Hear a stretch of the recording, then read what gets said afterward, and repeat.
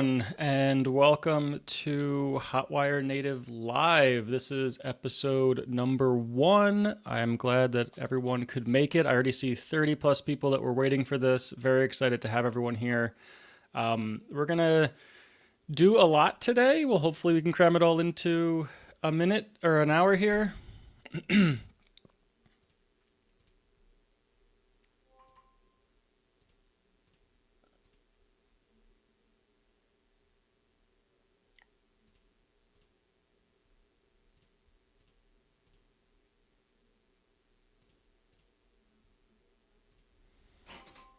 Okay, looks like my camera, my continuity camera was not working there very well. Sorry for that, for the little delay, but we're back.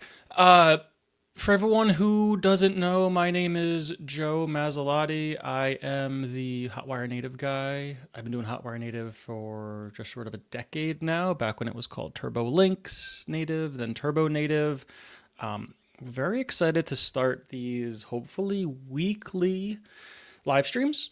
Got a lot to talk about, got a lot to go over today. There is a chat that I can see off to the side here. I already see some welcomes. Marco, how's it going? Jasper, some familiar names over there.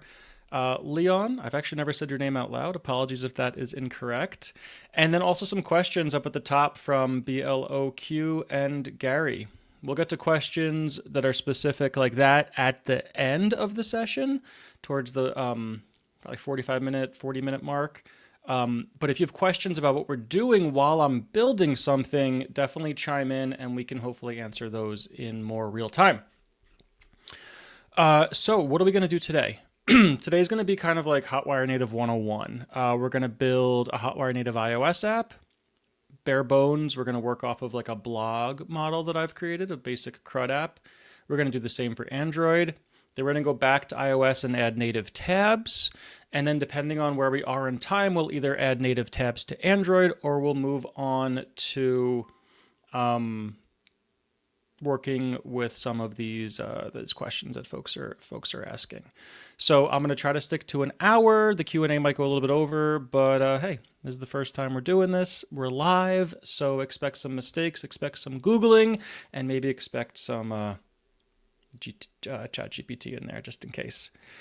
Let me know if you run into any AV issues off on the side, but I'm sick of talking. Let's dive in. So what we're going to be working with is this blog that I created. I'm running off of a local server here. I have my Rails server running. This is a pretty standard blog here. We have a series of posts. This is the index page. We can view those posts on a show page. We can edit those posts. We can also add comments. So a has many relationship on the blog posts themselves. And then up here, we also have links to our posts index page and our comments index page. Control Command R here in Safari. We're going to look at the mobile view. This is more or less what we're going to see in the iOS and Android apps. So we're going to be pointing here to localhost 3000, of course. And let's do it. Let's dive in. So first things first, Xcode. What you'll see when you open Xcode for the first time is this, the welcome screen. So what we're going to do here is create a new project. Always iOS application app. Hit next. We're going to call this our blog. We're not going to give it a team name, but I'm going to use mazzalotti.com as my organization identifier. It's what the App Store identifies our app as. It has to be unique, but we'll also get a team slug in front of that when we do deploy, so don't overthink it. No testing for now, no storage. Hit next. We're going to just throw this right on the desktop and hit create. Now, one of the weird things about Xcode is like when we do a brand new project, well, we don't want to run it on my phone. We want to run it on an iPhone 16 Pro. How about that? I'll just run this on the simulator here. And while that builds, we will have, all right, we got 18.5 running, which I think was just released yesterday, earlier today. So we're actually booting up a brand new simulator, perfect for demoing on a live stream, just to see if we can really test the system here. I'll take a sip of coffee as we wait for this simulator to boot for the first time ever. All right, it booted, and we get a white screen, which is what we're supposed to get, believe it or not. What we're doing here is we're displaying this view controller. So I'm just going to make sure that it's working, and we're going to grab it a background color. Run that again with Command R, and we should just see a empty orange screen. Cool. So we know we have an app running. We know that it's more or less working, but we're not going to use this file at all. No, we're going to use Scene Delegate. Scene Delegate is where all the stuff is. It's where we launch the app. It's kind of like a main function in iOS. Don't need these comments, so we're going to get rid of them.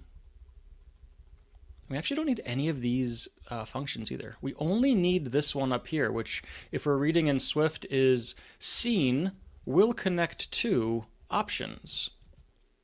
And what that means is iOS apps can have multiple scenes. You can essentially run an app side by side. We're only going to use one scene, so we're always going to just assume that there's one scene, so we can just start doing our stuff, right in here. Before we actually get into this, though, we need to get a reference to our Hotwire native package, right? So we'll do file, add package dependencies. Package dependencies are Ruby gems, for lack of a better word. We're going to add the Hotwire native iOS package, which is github.com/hotwired/hotwire native iOS. We'll click up. Now what we want to change here is up to next minor version. We're releasing, as one of the maintainers for this library, we're releasing breaking changes at every .1 release, which kind of breaks, normal versioning, semantic versioning.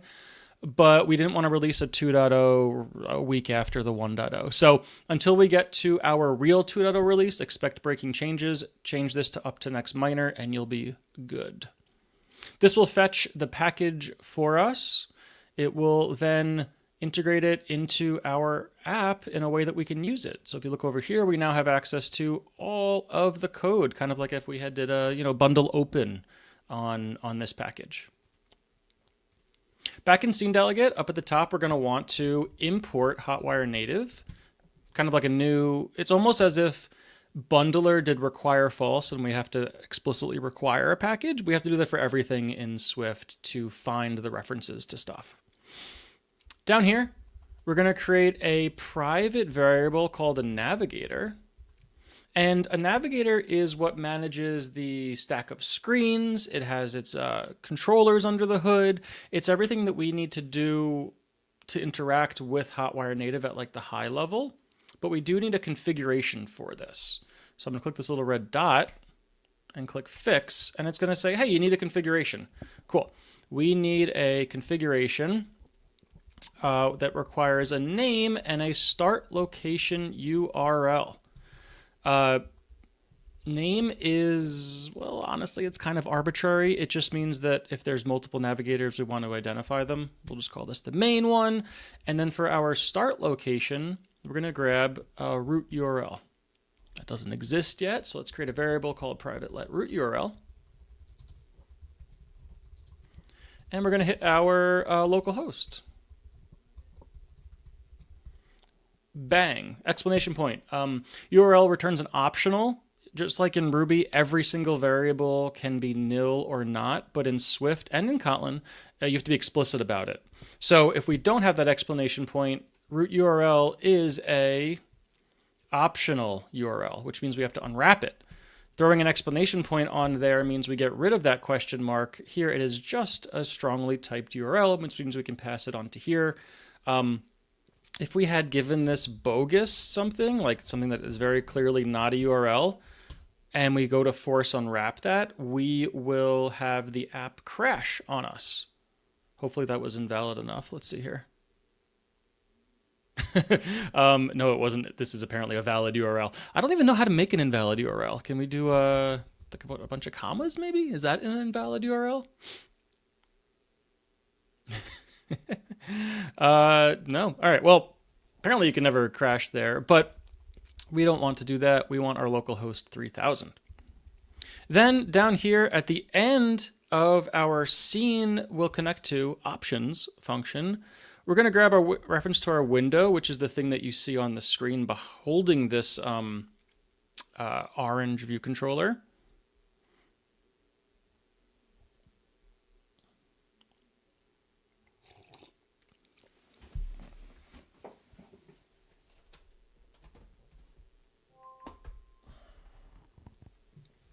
Sorry about that. Technical issues again with the continuity camera. I've turned it 90 degrees. Hopefully that helps. So Xcode is smart enough. I've typed this enough times that it knows that we want to set the root view controller on the window to our navigator's root view controller. What this means is that it's saying, hey, all of, let Hotwire Native take control of this entire screen for us. Let it do a stack. Let it create a series of view controllers for us. Just let it take control. So when we run this now, we get a black screen, which is interesting. That should not have happened. So let's see if we can figure out what is going on here. Oh, well, we of course forgot to start the navigator. This actually says to the navigator, hey, go and visit your start location, kick off the whole process. Let's get going. Run that again. And we will see something that looks very similar to our website. We have our posts title up at the top. We have a scrollable screen. We can click into something and we get a nice animation there. Little hint here, if we do debug slow animations in the simulator, watch this. We get our animation nice and slow. We can also see how this posts title moves in from over here, which is really nice. All just built-in stuff with navigation controller. One of the benefits of using Hotwire Native as being a native shell. Different screens also pop in like this, and then we get the title. So we have, a bunch of nice screens here. Essentially the bare bones of our app in just a very few lines of Swift here. 23 lines technically. We only wrote about 8 of them, and most of it was configuration. So not too bad to get something as a very bare bones iOS app for us. Yeah, it's pretty sweet that that's all we need to do. And let's talk quickly about some of the benefits of our fact that this is a hybrid app, right? So I have my Vim session opened here, and what we're going to want to do is look at our our blog show page. Posts show page. So this is going to be the page that we see right here. We have, if the image is attached to the image and edit post link. What I'm going to do here is just say, hello live streamers, hello viewers. And we're going to wrap that in a paragraph. And when I save this file, I'm not going to rerun the app. All I'm going to do is refresh the page here by pulling down from the top, and we get that text. So very trivial example, but you can imagine that any changes you make to your server-side code are just going to propagate right to your native apps, because all this is right here is a web view showing what is shown on your web screen. So you have this full control over, you want to add a new feature, you want to add a new button here. As long as you can link to it in the apps, you get those features for free. Not only did I not have to rebuild this or rerun it, I didn't have to submit it to the App Store. The user didn't even have to kill their app and start it over again. It just gets it on a pull to refresh. So very powerful stuff, and definitely take advantage of that as you build out your own iOS and Android apps that stick to server stuff, and you're going to be in good hands. Okay, let's stop that and let's move on to Android. So for Android, we're going to do something extremely similar, albeit with a little bit more code, just because the Android system is a little bit more verbose than iOS is. So opening up Android Studio, I am using Meerkat. Yeah, Meerkat, and feature drop from March, which I think is the last or the most recent as of this video. But as long as you're on Meerkat or above, you'll be fine. New project. Not empty activity, but empty views activity. Empty activity is going to give us something that is only built with Jetpack Compose, the equivalent of Swift UI. We're not ready for that just yet. We want empty views activity, kind of like the quote legacy way of doing things. Next, same thing, we're going to call it blog. Package name is the same as what we were talking about on iOS for the bundle identifier. And we're just going to call this Android so it doesn't conflict with our blog over here. Finish. Okay. Android Studio is going to just do a bunch of stuff for us right now. It's going to download some packages. It's going to get the project set up. It's going to do Gradle. Lots and lots of things that are just kind of whatever. And we're going to let that run while we get our emulator over here looking pretty nice.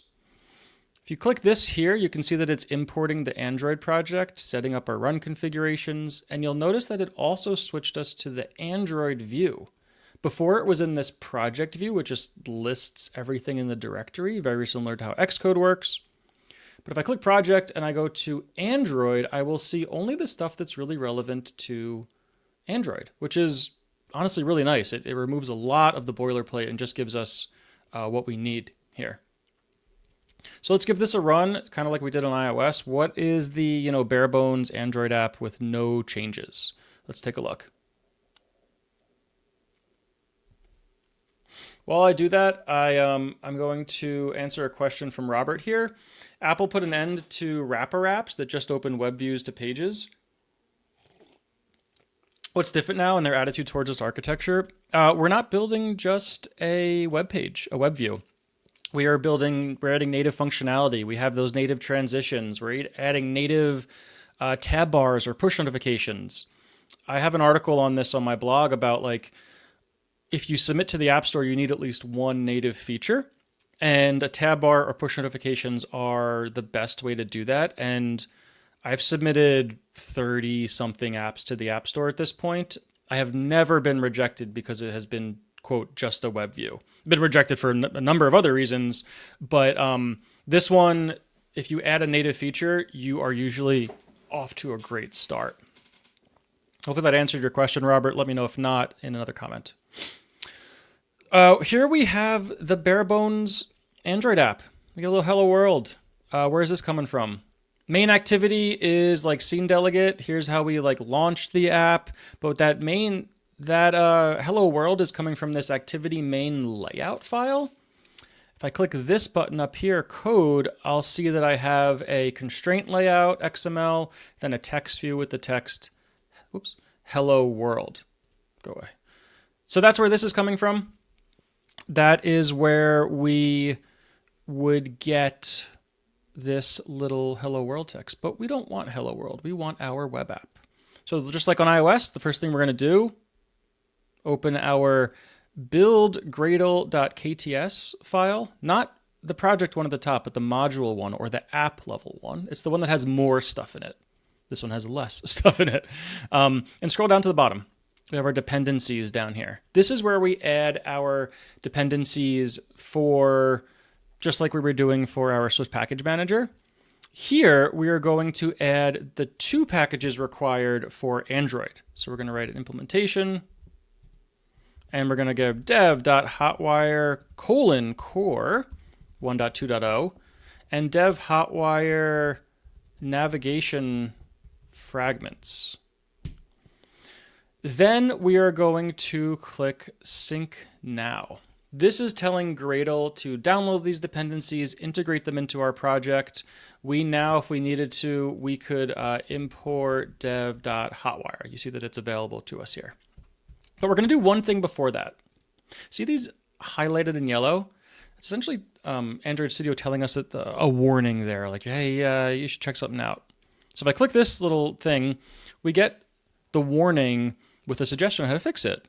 It's saying replace with new library catalog version for navigation fragments. If I click that and then I do the same for here, you'll see that and then we sync. Oh, I don't like that red. Wait for it to sync. What this did is that it moved these two into our toml file, our libs.versions.toml. Put these side by side here so we can see. And it created core, our dev Hotwire core library, and our navigation fragments library, and then locked them both to a version of navigation fragments. That's much better.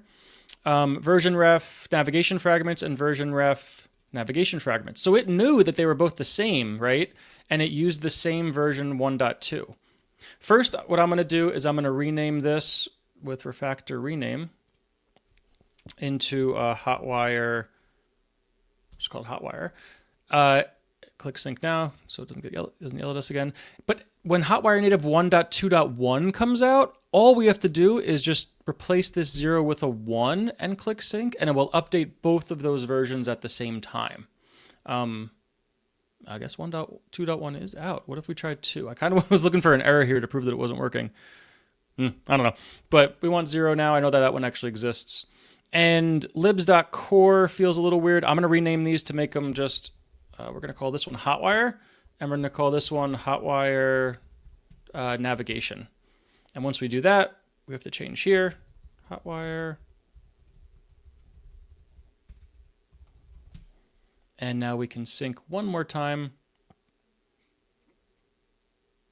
So nice and clean, everything looks good. We have our version locked in, one place to change it, and our 2 dependencies down here. So let's close out of those files and open up our main activity. Well, no.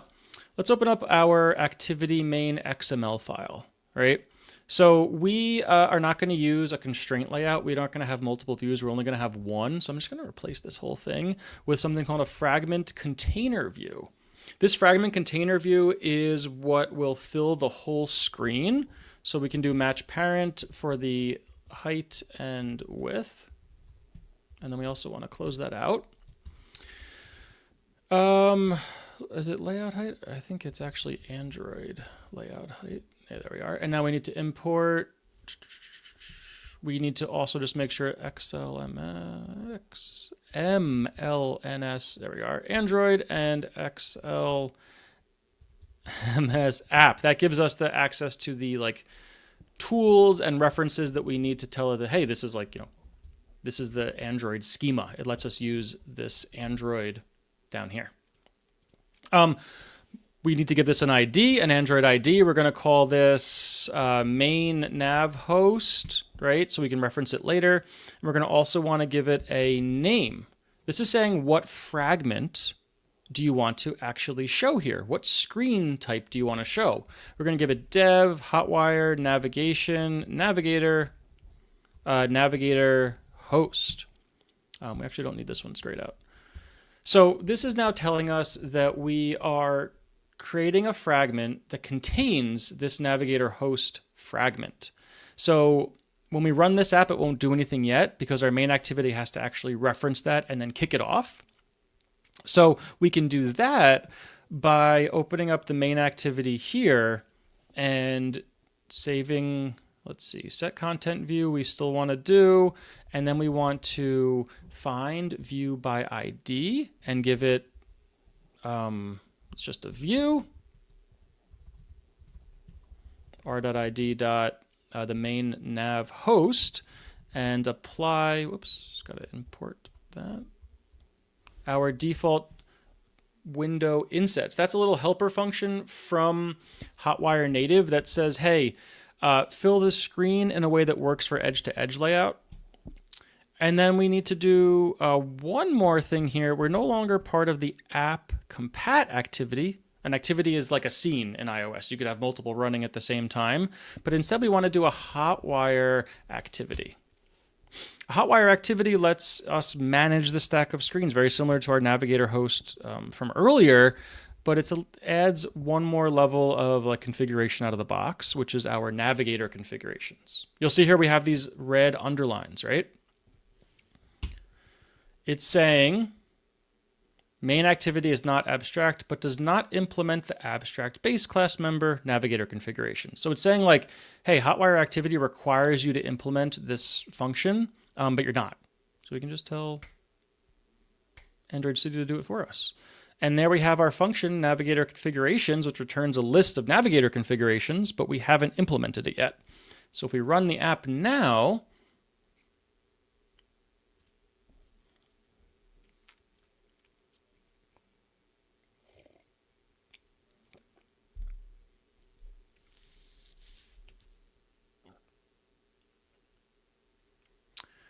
we crash immediately because I'm opening up logcat here, which is where all the logs come from.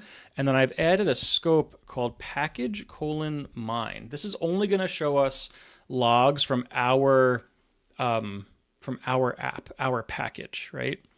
And what's happening here is that this is crashing on main activity line 12 because it's not implemented. So a to-do is a really helpful way in Kotlin, or maybe it's part of Android Studio. I think Kotlin, that it technically implements a function, but if it's ever called, it will raise an exception, right? It's essentially like a raise, but a little more descript like you would in Ruby.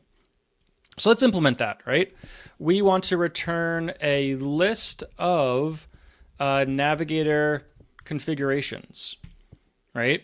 And here we have those two, that little red squiggle under the open and close parentheses. I'm going to Option or Alt Enter to get that drop down for us, and then specify all the remaining arguments by name. This gives us all the parameters we need, kind of like we had on iOS. So here we're going to have main for the name, our start location. We're going to do the same thing like we did before. We're going to have a static const val root URL, and we're going to call that localhost 3000. We only need a string that's not a first party URL or URI or anything. We're going to give that the start location. And then navigator host ID is where we're going to find by ID the main nav host.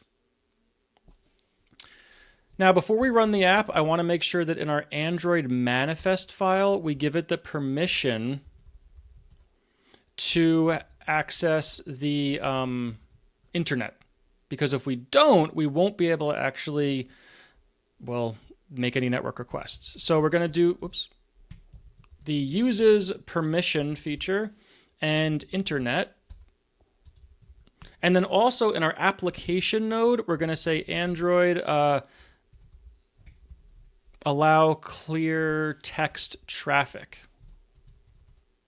That essentially says let us make HTTP, not HTTPS connections, which is important because we're only accessing localhost. So let's run that. I'll just move these over to the side so you can kind of get both at the same time. And now we're hitting, remember, localhost 3000, just like we did on iOS, and we're going to see here what pops up.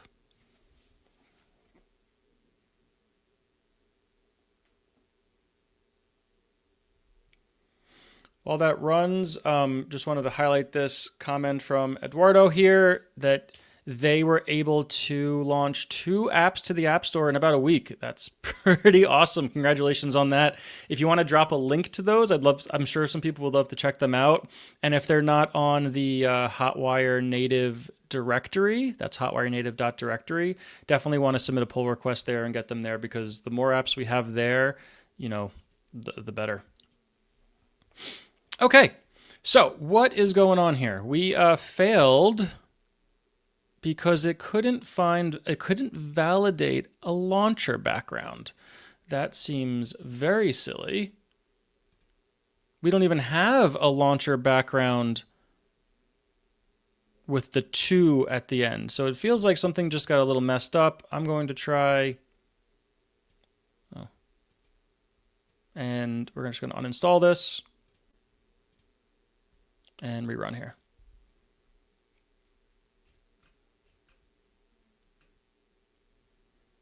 Okay, next, Android Studio is not being friendly. We're going to clean the project here by searching for clean in the help menu and try again. And that worked. Of course. Well, it worked in terms of it building, but we're getting error loading page, and I'm going to scroll down in logcat because it keeps the logs from previous runs. No errors or anything though as to what's going on. I don't see anything that looks like an error, which is kind of unfortunate to us. This is kind of a weird issue that's going on. So let's go into some debugging real quick. If I go into this onCreate function, I can say hotwire config, and then give it a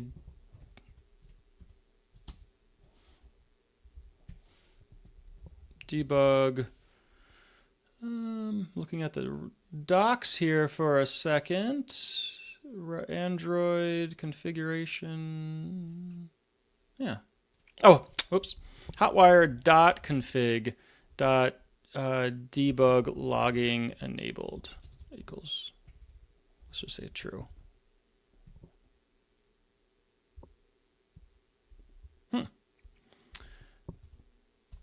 There we are. And let's run it again. And now we're going to see logs at the bottom of all of the requests and stuff that Hotwire is doing for us. So you see here we have the on page started. We can see it comes from Hotwire core. On page started, on received error, reset, on page commit. So it's essentially saying it can't access this page. Folks who have done Android are probably very familiar with what's going on here. But what I'm going to show is that we're going to open Chrome and try to hit HTTP localhost 3000. And you notice that we can't even reach it from Chrome, right? So it's not an issue with our Android app. It's actually an issue with the way that Android works. On iOS, localhost creates a round trip back to the machine it's running from. On Android, it does not.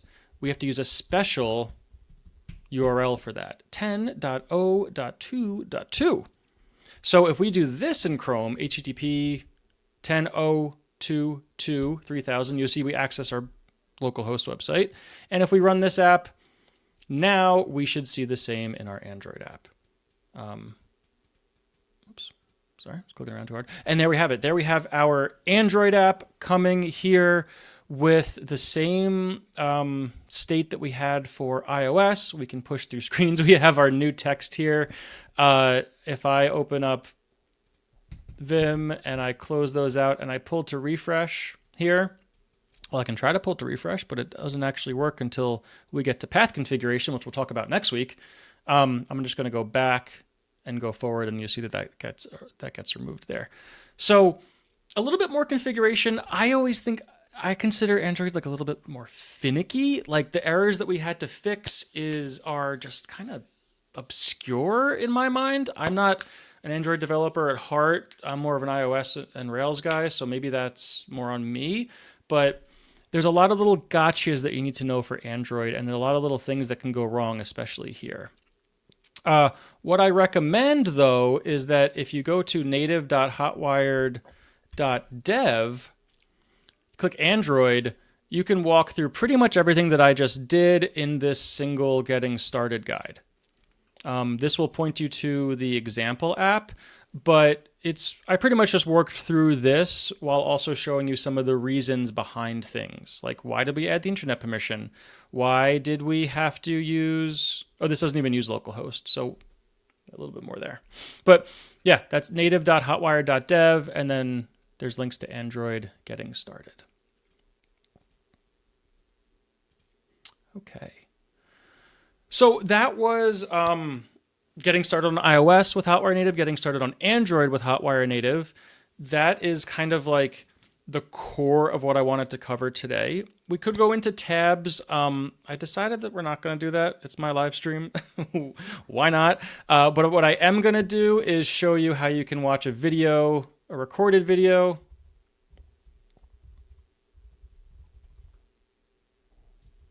I don't even know how to get to my channel.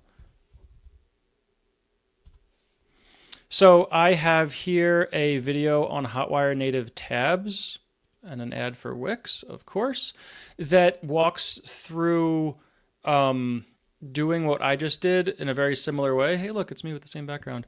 And I will share a link to that in the comments right now, tabs on iOS and Android. If you're more of a reader of this stuff, if you go to Maslotti.com/Hotwire native, there's a tutorial on this for iOS. I'm still building out the one for Android that walks through how to do all of the tabs that you need, starting from the app to getting you 2 tabs at the bottom of the screen with SF symbols. So I'll just link to that as well. So iOS tabs article. And this is kind of a portion of my website that I haven't really advertised yet. If you're on my newsletter, you probably heard about this about a while ago. But for those that aren't, this Hotwire Native by Example is a collection of now 5 tutorials with lots more coming soon. Very excited about this. Okay, I think it's time to do some more Q&A. So I'm going to just pop up some more questions. We are only right around 40-minute mark, and we'll just see how many we can get through. I'm going to start at the top, the folks who ask questions first. Things that require a lot of code, I'm going to kind of give hand-wavy examples. I'm going to maybe show some pseudocode, maybe show some real code, but I'm going to get you started. I'm going to get you unstuck. I'm not going to solve it for you. So keep asking questions and I'll answer them as they come in. So, Block Dev asks an example of a project where the first screen is a native login page. After login, I want to present a screen with tabs using Hotwire Native. So, this is a situation where we need 2 points of integration, right? One is that like when the app launches, we need to figure out, okay, are they signed in or not? And the way that I would do that is just like you would always do, just like have an error handler for an unauthorized request. If that's the case, throw your native screen up. After login, presenting screens with tabs is definitely more about, you could use a bridge component or like a magic URL that gets routed. But the way that I look at that is like you're transitioning from native to Hotwire. How do you want to do it? Do you want to have 2 activities on Android that just like switch back and forth, 2 root view controllers, and have a native context and a Hotwire context? Or do you want to have everything in Hotwire and just present native screens, which is how I would handle it? So in like high level pseudocode, let's just open up Xcode here. And can I move my face? No, I'm hidden. Sorry. Let's pseudocode some of this. So let's first of all, oops.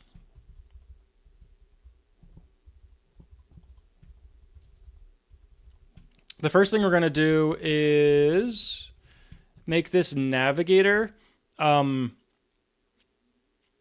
Give the delegate of the navigator to ourself, and then we're going to extend scene delegate to be a navigator delegate. So now we can handle link clicks and errors. So on visitable did fail request, what we can do here is check if the status code is like a 401. If so,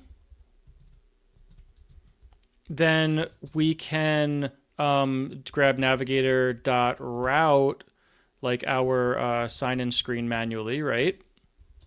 Otherwise, we can just use the error presenter.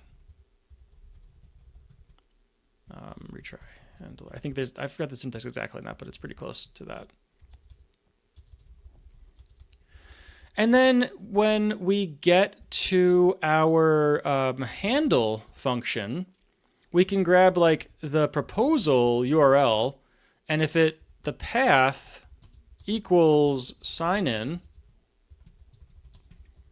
we can return our custom native sign in controller.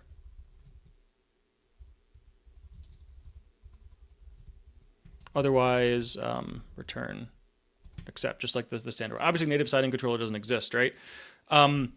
Like I said last time, we're also probably want to talk about how this should probably be in your path configuration.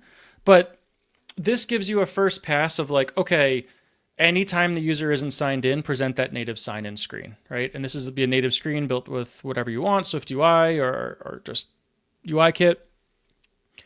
Once this finishes authenticating, the most important thing is that you want to share your cookies from this sign-in screen, like the native requests that you're making, back to Hotwire native. And to do that, we're going to want to talk about we're import WebKit. And let's just say like, authenticated, right? We're going to say the WK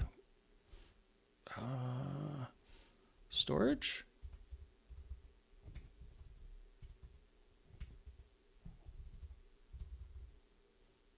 Cookie store, share.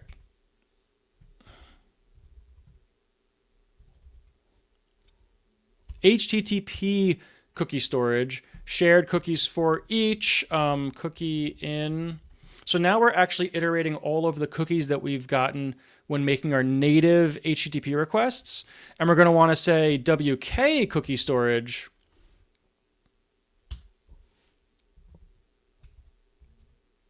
set cookie, right?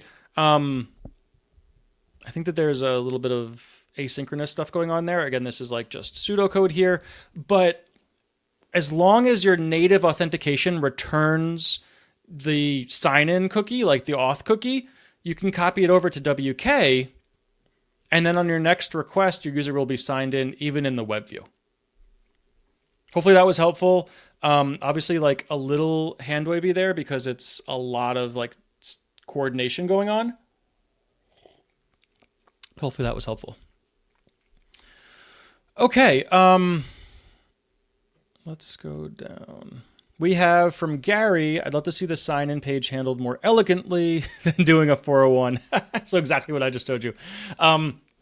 If you don't need a native sign-in screen, you could use the approach that I use on Daily Log. So this is an open source app that I have. It's Joe Mazzolati Daily Log. And if we look at the iOS app,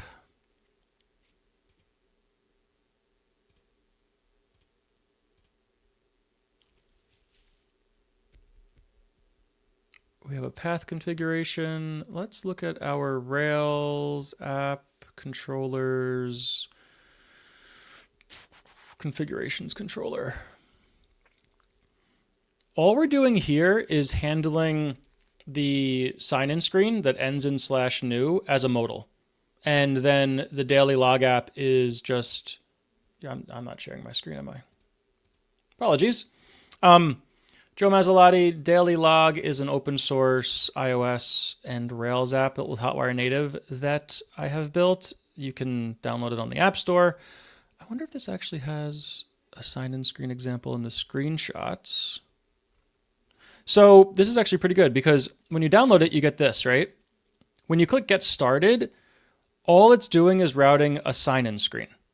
And that's just routed as a modal. And then when the user signs in, it dismisses, it refreshes the home page, and we get our bridge components that load, our forward and back, and the sign-in or the authenticated experience. This works really well. It's all handled on the web just as you would a, regular old Rails app. So hopefully that is a little bit helpful there, Gary. Let me know if not. We can touch on it again in maybe a future question. All right, scrolling down through all the hellos. Yeah, for sure. Great stuff, new stuff we have since last year. Turbo Native and Strata. That was a beta in my mind. I mean, it wasn't, but I think it was. This is the real stuff with Hotwire Native. No longer having to integrate Strata on your own. No longer having to just do all the boilerplate that I was copying from project to project. Yeah, Hotwire Native is a big step up. It's awesome to see folks really excited about it. I think we answered that one. Ben asks, what would be the path to adding offline functionality to an app? This is a tricky one. I think that Hotwire Native has 3 areas where it kind of comes short, and offline access is one of them, and it's a pretty glaring issue for sure. In my mind, if you need offline access, if you need an offline first app, Hotwire Native isn't the right choice. It really isn't, as much as I hate to say that. If you have a mostly web-based app, but you want to have an offline screen or two, there's a couple approaches that you can take. One that I do is that I've done for a client in the past was like every time they sign in, we download a JSON file from the server. Then every time they launch the app, if they have internet access, they can see the normal Hotwire Native experience. If they don't, I load that JSON file into a native screen that presents the data that they absolutely need. This was a ticketing company, so they would see their purchased tickets that are still valid, along with a QR code that, the usher could scan them. Think like a movie ticket or whatever. It's a really quick way to just have the core functionality, the most required native stuff be native and everything else stay Hotwire. If you're doing anything past like a screen or two like that with offline access, I would look at a different framework to be honest there. I think you're going to be fighting the framework more than you want. That is until Hotwire Native has offline caching like what's built into Hey and Basecamp. But I don't know a timeline on that, and I wouldn't be waiting on it. I would just be building apps that, require an internet connection. That's how I look at it. Hopefully that helped, Ben.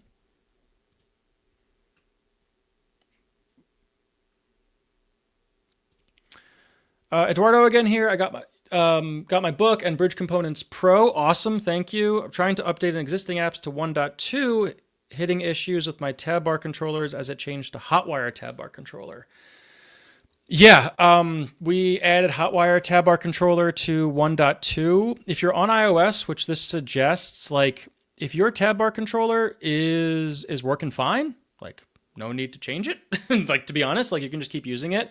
If you're working through the book, the updated code with beta 6 of the book, the most recent one, it did rewrite the chapter on tabs to use the new Hotwire tab bar controller. So if you want to use the latest and greatest, I recommend just redoing that chapter of the book or picking up the chapter 4 timestamp check-in log before moving on, because that will have migrated to Hotwire tab bar controller.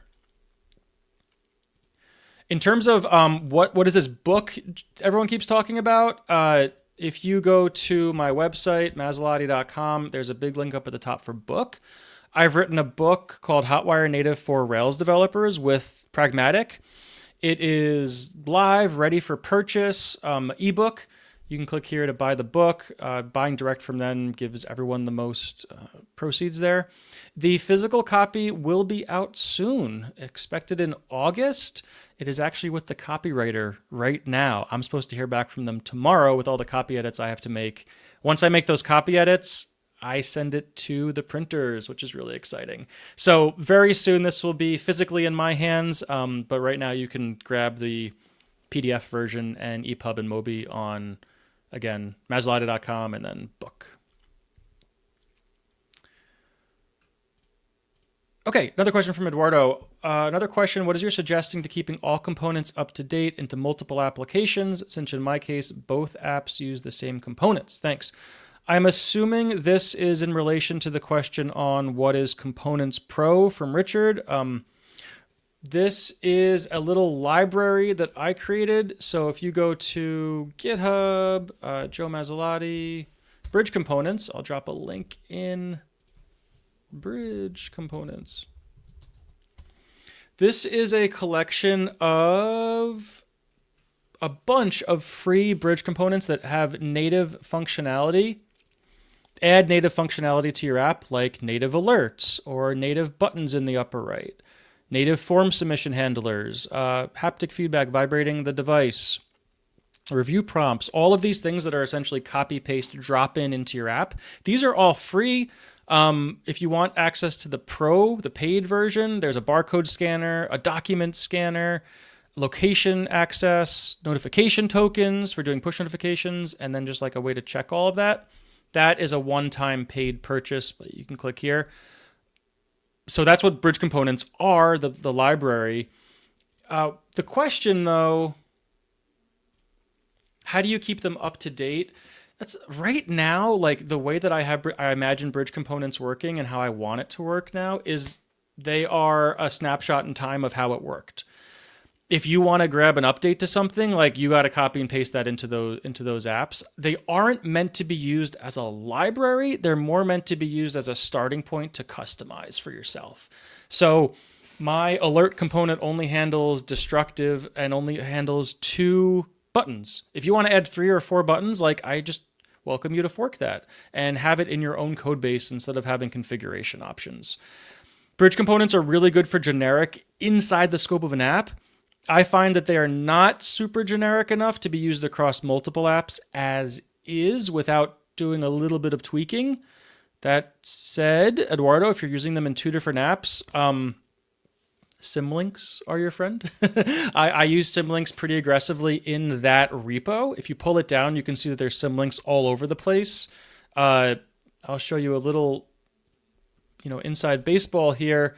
But if you look at components directory, alert, the files themselves live in the bridge components directory. But if I open up the example app and I open up, let's say, the Android app, source, main, Java, components, alert component.kt is a symlink. Whoops. So that works great in Android. iOS requires a little bit of finicky stuff, which I can definitely share in a future stream. But having like a shared repository on your own like that works pretty well.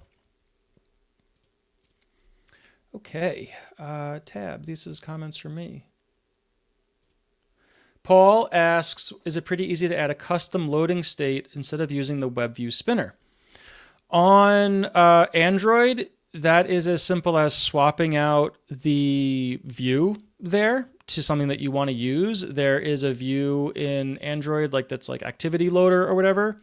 And then on iOS, if you subclass the Hotwire WebView component, Hotwire WebView controller, you can override the function or the property that displays the spinner and add whatever you want in there. So yes, it requires some native integration, but it is totally possible. And while not documented, should be easy to find if you know where to look in those 2 places. If you do that, it'd be great if you could submit a pull request to the documentation website on how to do that. That'd be awesome. If not, send it my way and I can work with you on that one.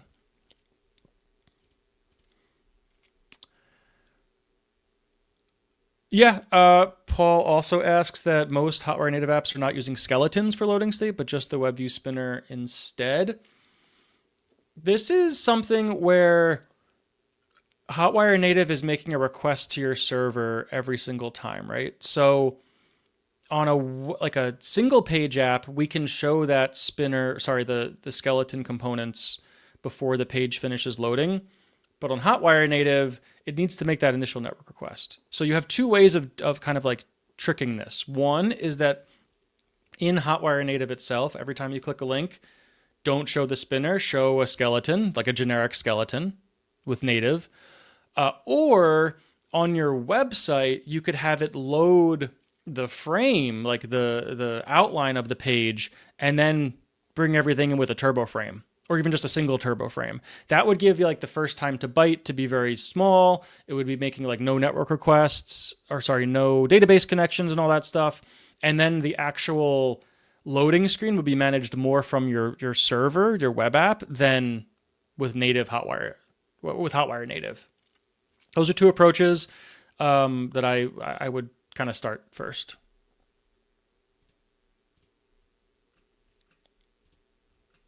Okay. Robert again here. What is my advice for a Rails developer who's working on their app now but plans to use Hotwire native to publish an iOS app later? What should I be paying to setting up now? Great question. I think that as long as you are having your mobile screens ready, like everything is responsive, that's going to cut down on time when you actually get to the native stuff. And making sure you're not using data turbo false. Data turbo false is going to cause you a lot of problems when you get to Hotwire native because those aren't just not going to work anymore. So as long as you're following like best practices there with not disabling turbo, having mobile screens that are mobile friendly, and using the boring stack of like stimulus and stuff, you're in a great spot. Eduardo kind of +1 that there.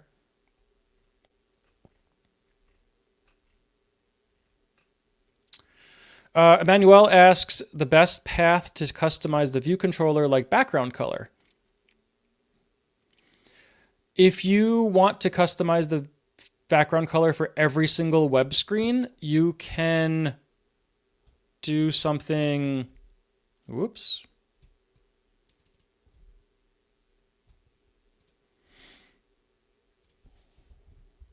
So handle, actually, we don't even need this. In iOS, we can set the Hotwire config default view controller. And then we could set a web view controller to inherit from the Hotwire web view controller.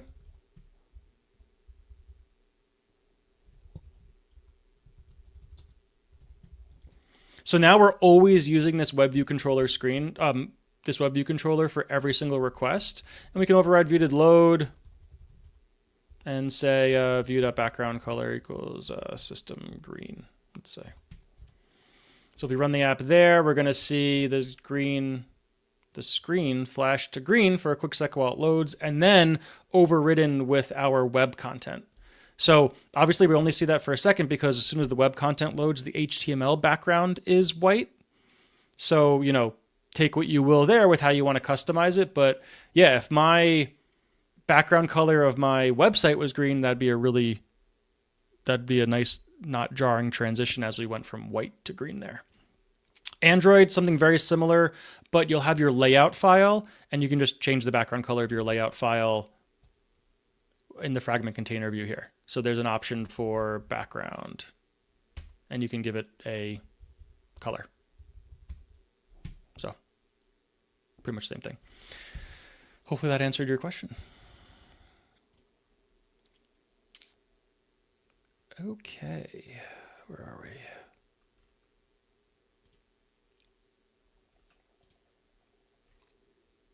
Sorry, going through. There we go. Okay. Sorry. Great. Gary, glad to hear it, Gary.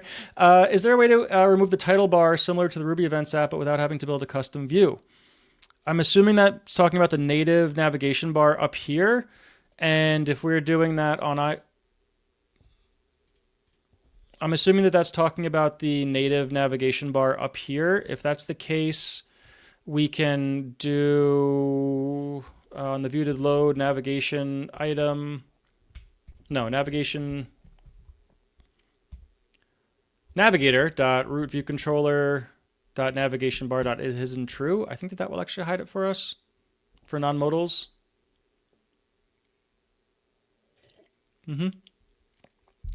And then on Android, we would need to get into the activity. We need to create our own layout here.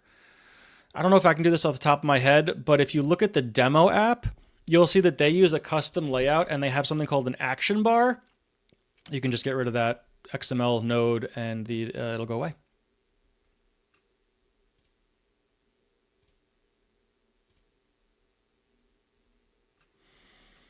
Okay.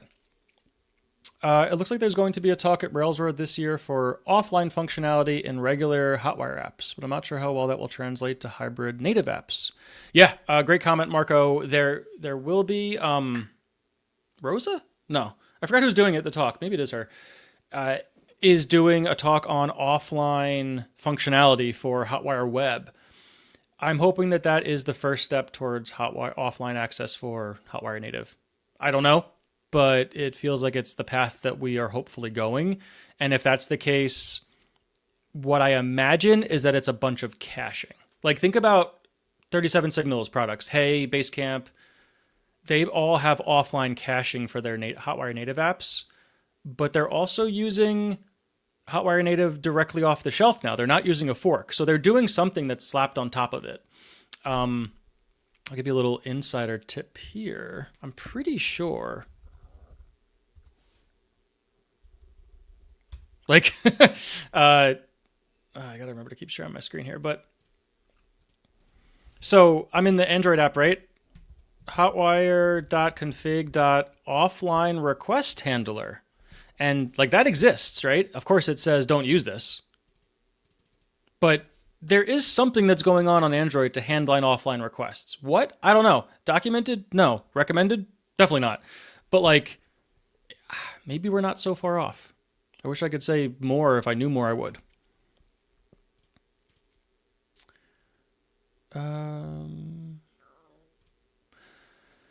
I don't know how to pronounce that username, so I'm just going to read the question. Does the book cover all the common cases or just the very basics? Great question there.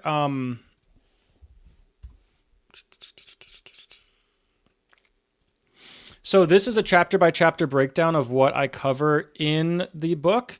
The first chapter, we do the basics. Then we talk about all the stuff that we can control the app by just writing Rails code. We dive into path configuration in chapter 3, native tab bar using first-party tab bar libraries in chapter 4. Chapters 5 and 6 are all about native screens, so we render a native map with SwiftUI, a native map with Jetpack Compose. Chapters 7 and 8 are bridge components, so we build a button component and all of the building blocks to build your own. Chapter 9, we get it on a physical device, so deploying to physical devices, we talk about Google Play, App Store Connect, all the finicky things you need to do to get it into the App Store. And then Chapter 10 covers push notifications with deep linking. So way more than you would need to get an app in the App Store. And if you look at the skill level that my publisher recommends, it says beginner to intermediate, crossing over into the expert side. I think that that's actually perfect because you don't need to be an iOS or Android developer, but you will be writing hundreds of lines of code of both. Hopefully that answered your question there. We got a couple more questions, and then I think we'll wrap up for today. Where can I get the components bundle? I linked that right after. Feel free to, I guess, copy paste that from the side there. I don't know how to show a link that you can click. The pro ones, great question. If you go to that link, you can scroll down to Pro and click purchasing a Pro license right here, which will be a Stripe checkout page. And again, one time, I'll remember one time to share my screen here. If you go to the Bridge Components page, which is linked to a couple of times, scroll down to the first H2, paid components. There's this purchasing a license link, which will just go right to Stripe checkout. One-time purchase, no subscription. You get everything that's included today, plus all future updates. Is it true that one of the technical reviewers for your book is extremely handsome? Yes, William Kennedy is referring to himself, of course. And yes, of course, that is true. Thank you very much for your review and your comment. Do I see the framework evolving? And if so, what way would you like Hotwire Native to evolve? So in my mind, we are at the V2 of this framework. We are at a stability. We have stability. We have enough features to get you started. We've removed a lot of the boilerplate, but we're not at something in my mind that is drop in, you're ready to go, right? You still need to know a little bit of iOS. You still need to know a little bit of Android. And I want to see that go down even further. That's the purpose of the bridge component library. That's the purpose of my book. That's the purpose of these calls. I want to make it even easier. And I think that those type of things are first-party bridge components. I think that we're talking, what else I want offline access to be at least possible. I want authentication to have a better story. I don't know if that's going to be part of Hotwire Native or just my version of Hotwire Native, but that's what I'm hoping to see in the future. Alex Ventura asks if there were a course to get started apart from the book. William Kennedy and Chris Oliver have a course called Learn Hotwire. I think it's learnhotwire.com. It is all about building with like Hotwire on the web, but also there's a whole section on Hotwire Native from William Kennedy, who just asked that question, who was a tech reviewer for my book. So definitely in good hands there. It's a video course. I wasn't a part of it, but I know coming from those two guys, I can definitely recommend it. All right, we got 2-3 more questions. From Robert again. Is it going to be problematic to try and have sign-up pages on mobile that involve customer payments? Yes. If you're going to do payments, you're going to have to use in-app purchases unless you explicitly are not allowed to, according to the App Store rules. And you're going to have to do in-app purchases with native code. If you want to know more about that, that's like a whole rabbit hole of stuff. I would love to do a whole session on it in the future about the tools that I use, the kind of background processing that I implement. But it's definitely not a quick answer there. It's easily just talking about it. The concepts could be an hour. So I try to avoid it. I try to build companion apps for clients or ones that don't require payments. They only require a sign-in or whatever. Robert, definitely send me an email if you want to talk more about that. How do turbo frames and data turbo action advanced work in Hotwire Native? I'm not getting the default back navigation. This is an open issue on both repos right now. I feel like we're not really sure how it's supposed to work, so I don't have a good answer for it. So I think just like wait and see what happens, or disable them for your Hotwire Native apps for now. Use like a unless Hotwire Native helper, or don't use advance on a frame or whatever.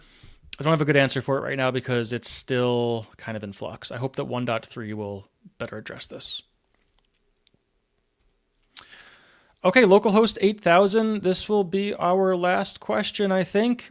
To use Hotwire Native, I must have basics in Swift and Kotlin Java for mobile development. Technically, yes, you will be writing iOS Swift code and Android Kotlin code. My book does not require any experience on either of those platforms, though. We talk about like how to write a variable, how to create a function in both platforms before we dive into the specifics and to go deeper. So if you're looking for like a crash course on those platforms, my book is a great start because you need only Rails experience there. Okay, that is it for today. Thank you to everyone. It looks like we had close to 200 people. I see 195, 100 something people on Twitter, 30 people on YouTube. Super exciting. Thank you everyone for joining.